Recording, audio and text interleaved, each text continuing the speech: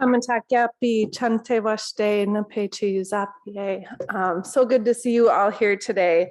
I'm Rebecca Crook-Stratton. I'm the Secretary Treasurer of the Shakopee Mdwakanton Sioux community, and I, like Lori, got one of those emails from Tad. But unlike Lori, I picked out people much more competent than me to work on this project. And unfortunately, those wonderful people who put so much time and energy into this are at our cultural center today, Hochokarati, hosting 100 fifth graders. So on top of doing all this wonderful work, they have their hands full in their daily lives too. So I'm gonna apologize in advance to them, Andy Vig, Margot Prescott, Javi Avalos, for hopefully doing this justice, but if I don't, I apologize to them. So when we started talking about this project, we talked about how do we approach it. And I think as Native people, a lot of times the way to approach things is falling back on our Dakota values. And I think they guided some of how the team approached this project. So, this project it's a tough one. It acknowledges that Native people have been erased from the American narrative, and large institutions like the University of Minnesota have contributed to that invisibility. But with this project, the U is acknowledging this, and it acknowledges the past as a land grant institution and what the taking of those lands for the institution to be enriched by directly contributed to the social and economic downfall of Indian people here in Minnesota. But as we heard earlier, other places also. But despite all of that, as Dakota people, we're resilient. And we are moving forward, and we are now in a place where we're working through some things and having these conversations and figuring out, how do we reconcile and move forward. This was touched on earlier too, so the Oshati Shakowin. Many of our Dakota relatives no longer reside here in Minnesota. It's important that we recognize that a lot of the people that were harmed by the land grabs that happened, here in Minnesota, but across the United States, were pushed off their homelands and pushed off their territories.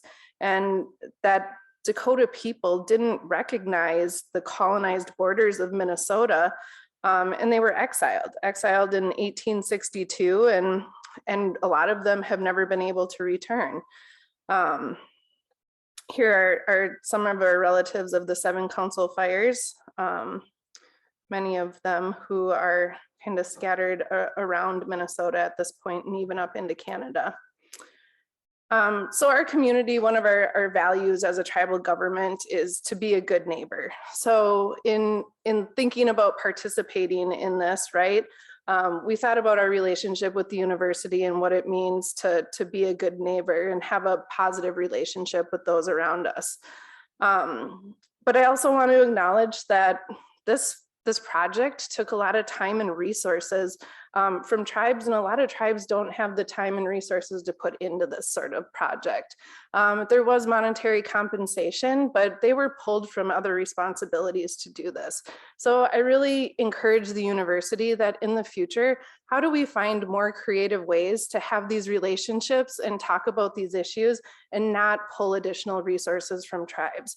And, as I was thinking about this and thinking, as much as we criticize, I feel like we should also offer up solutions. And if we can get more of our students in this institution, in this university, that maybe they could be doing some of this work in consultation with their tribe as part of their academic requirements, that they could get credit to help move through some of this work. So just a suggestion there.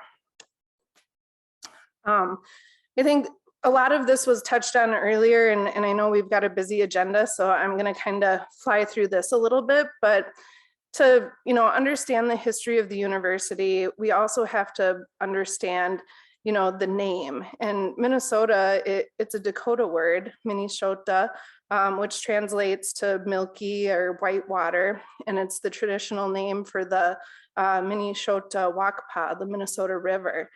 The boundaries of Minnesota are really, they're a colonial construct, right?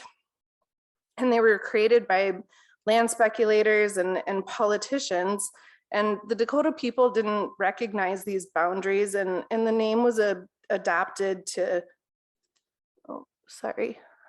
I don't know how to work this. How do I get my notes to scroll a little? Technology. See, I told you I wasn't going to do justice. How do I get these to scroll? Okay. Maybe I'm not, that's okay, I'll wing it. Oh, you found it.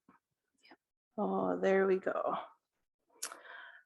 So when Minnesota was, being named, when Minnesota was a territory, obviously the Dakota people didn't really have much say in how that was going to happen. But it was said that to show a proper regard for the memory of the great nation whose homes and country our people are now destined soon to possess, we desire that it should be so designated, the state of Minnesota. The Minnesota Territory was formed under the Organic Act of 1849 and then established on March 3rd, kind of cementing that name. A lot of the men on this list, the founding regents, and this was talked about before, were also, part of the federal government. They were the original legislators here for the territorial government here in Minnesota, and then also founding regents. These were men, right? White men who were making decisions not for the greater good of a state or a community. They were making decisions to gain power, to have access to resources, to displace tribes so that they could have those resources. And these are a lot of the names that we see around the state of Minnesota today that, we pay honor to. And from our perspective, there wasn't much honorable in what they did, right?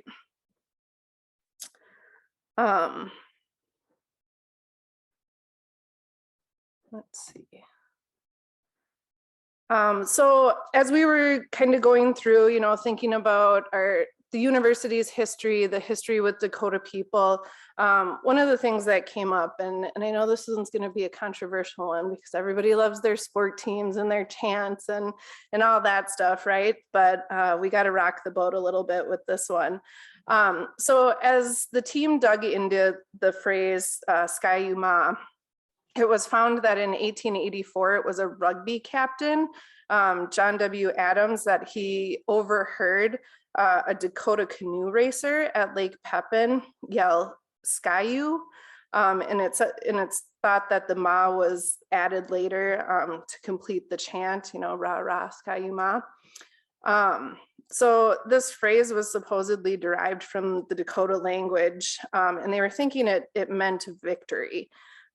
There's really no support in the Dakota language that a phrase like that resembles anything close to a phrase that would mean victory in Dakota.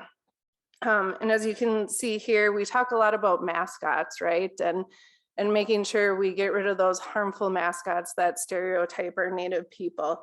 And I think Andy Vig, who's one of our community members and director at Hochokatati and a student of the Dakota language, said this perfectly. He says it's disrespectful to our language and it serves as a misrepresentation of who we are as Dakota people. And seeing a crowd of people chant this word is like hearing a verbal mascot.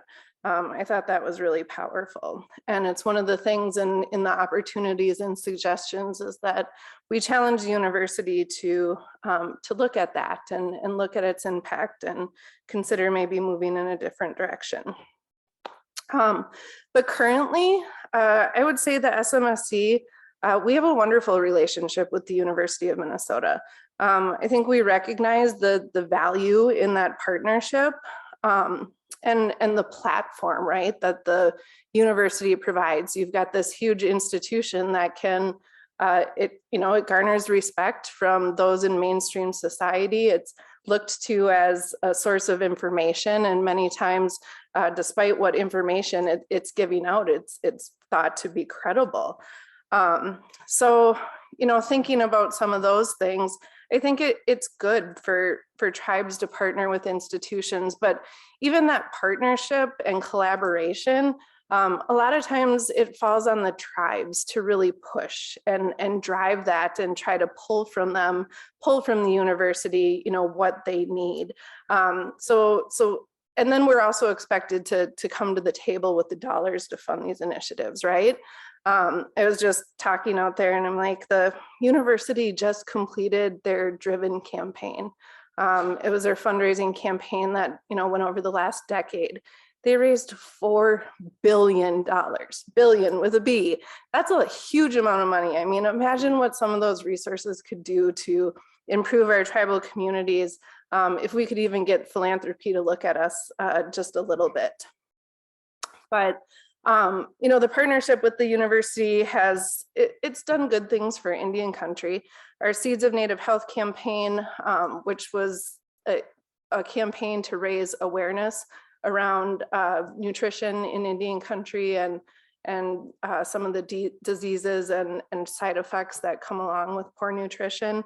That was a national campaign, and I think it did have a really positive impact on Indian country. One of the things that came out of that campaign was the Native Farm Bill Coalition, and that was really important because that coalition was able to elevate issues in Indian country when the Farm Bill was being renewed.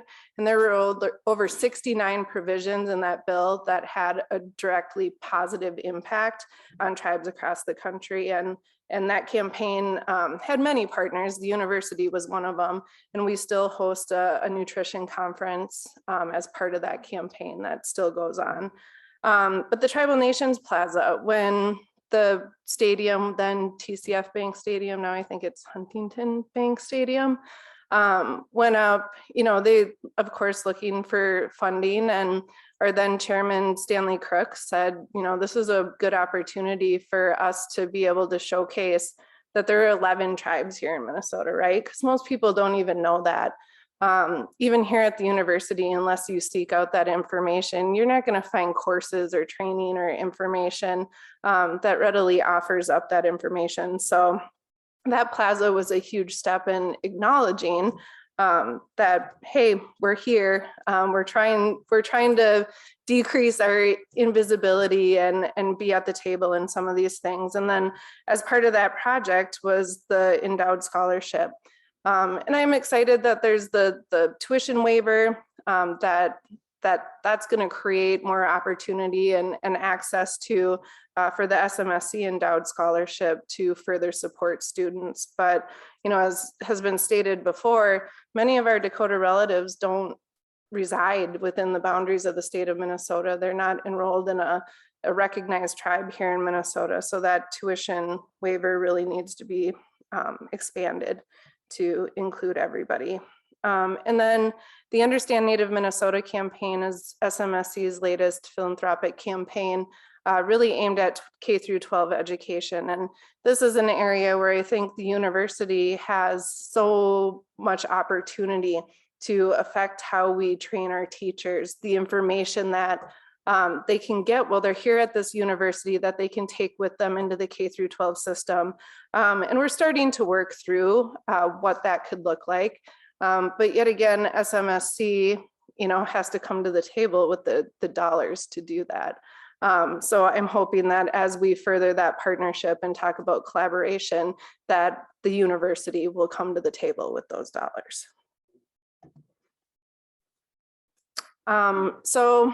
The research takeaways that the group wanted to point out is, you know, many of the folks that are going to stand up here do have similar stories because the university impacted many of our communities in much the same way.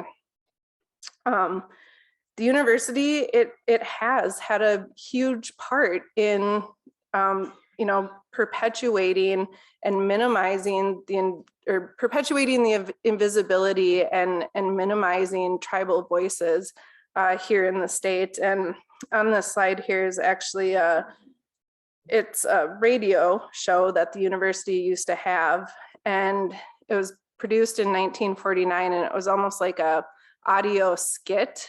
And it really articulates at the time of how, you know, people felt about Indian people and how their voices were heard or really not heard and kind of shoved away. I'm not going to play it, but I'll make sure that the team has it if you're interested in listening to it. The whole thing is eye-opening, but there's a particular little clip that I'll make sure I send that out. We look around the University of Minnesota, right? And we see, somebody commented earlier about wanting to name a building or a facility or a plaza after an Indigenous person. And they were told naming rights come with a sizable donation. Well, tribes and Indian people a lot of times don't have those sizable donations. So what do we see here at the university? Things like Pioneer Hall and, you know, other figures that have or were instrumental in kind of the harm that was inflicted upon Indian people. So, you know, I challenge the university to look at those naming practices and include us, you know, include our people so that our students here have some representation as they walk around campus. And then, you know, continuing to look at those opportunities for partnerships and collaboration with tribes and stepping up to the plate, you know, not just as a partner in kind that provides a little bit of resources, step up to the plate and fund those initiatives. Don't make tribes and Indian people and Indian organizations always come to the table with their wallets open. The U has pretty deep pockets, so I encourage them to open their wallet a little bit more. So this was a hard undertaking for a lot of people, right? It required you to dig in and do some research and look at some hard facts and hard information. And so I just included here the research team, a couple personal statements about, you know, how it felt to walk through this project. And Margot Prescott said, researching the University of Minnesota and the history of how they've treated Dakota people has given me greater understanding of how our language is still being misused by the university for commercial profit. Our director, Andy Vigg, says the University of Minnesota is part of the colonization process that removed us from our lands and sought to strip our culture away from us. And then Javi, colonization is a complete process that encompasses every part of life, and the University of Minnesota was part of making the erasure of Dakota people a reality. So those are some of the hard facts that they had to face as they worked through this project. So some of our recommendations for the university, I know I kind of threw those out already, but the tuition waiver should look something more like the tuition waiver at Morris does, and expand that to all Native students, but in particular our Dakota relatives who don't reside here in Minnesota. They also found that a lot of the information, and that was spoken to earlier, was really hard to find. They had to do a lot of digging and required a lot of help from people who know kind of some of these systems and digital archives a little more. So, you know, expand some of those efforts to make sure they are digitized and try to find a way to make them more searchable and accessible to Native people. As I said, re-examine the use of Sky-U-Ma and keep engaging our Native people in research efforts and really, you know, anything that the university has that impacts Native people or involves a Native voice. Do they truly have a Native voice, or do they have an expert on Native people, right? Because a lot of the information that the university puts out is put out by these so-called experts on Indigenous people, but aren't Indigenous people themselves. So I think that's something we have to keep an eye on. And then the university is an institution, right? It's a huge institution, and there are systemic issues across this institution that create barriers for our Native students and people of color. And I think we have to take a really hard look at those systemic barriers that keep our Native people from being able to participate here as students, for being able to have Native faculty and staff, and looking at things like transferring from tribal colleges. What does that transfer look like, and how do we break down the barriers so that our students don't lose ground when they come to an institution like this? How do we look at admissions, and not just looking at grades and achievement, but looking at maybe the lost opportunity some of the students had when they put in their application, and factoring that into admissions and that sort of stuff. So there's obviously a ton of things that we could focus on here, but these are just a few that our team identified. And I just want to, again, give a huge shout out to our team. They worked really hard on this, in addition to all the other things they do every single day. But Andy Vague, Margot Prescott, Javier Avalos, Leonard Wabasha consulted, SMSC elders were talked to about this project. And then of course, Misty, who held everybody's hands and kept this project moving forward. Obviously, there are a whole bunch of other people like Tad and Anne that helped. So I apologize for not naming everybody's names, but thank you all so much for this work and for hosting the symposium today. And I've already learned a lot, so thank you.